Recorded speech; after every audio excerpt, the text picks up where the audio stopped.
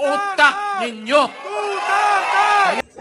Galit na si Tatay Diggs sa mga ayaw payagan yung Maisog Rally o Peace Rally. Hindi naman yan nanggugulo dyan sa mga kalsada, di ba? At lalo na dun sa Freedom Park na pinagdadamot ng mga taga dyan. Ayan, sana ay suportahan pa kayo ng mga tao nyo dyan. Oo, dapat magising na kayo. Kilala nyo naman siguro kung sino yung bumawi dyan sa desisyon nila na pinapayagan daw tapos babawiin. O ngayon, eto. Panoorin natin yung sabi ni Tatay Diggs. Bakit? Alam mo bakit? This is a public place. Hindi ito may-ari ng syudad. Hindi ito may-ari ng tao. Ang may-ari nito ang buong Pilipinas.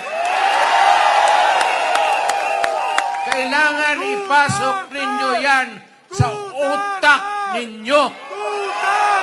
Kaya tayo nagmamahalan dahil isang lahi na magkamukha tayo.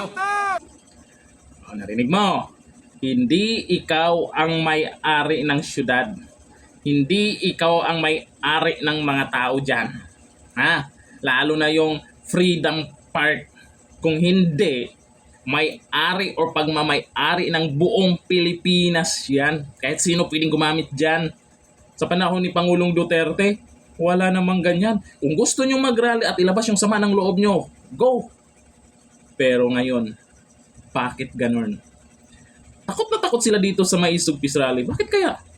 Takot na takot sila dito. Napapansin nyo ba?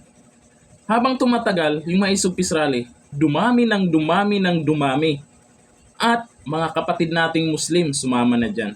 Sa katotohanan naman, ramdam naman natin ngayon, lalo na sa bilihin. Tapos may issue po yung Pangulo natin, hindi natin alam kung totoo hindi yung binabato sa kanya kasi ang sagot niya, hehehe. Ano sa tingin nyo? Nandito na, thank you. Bye-bye.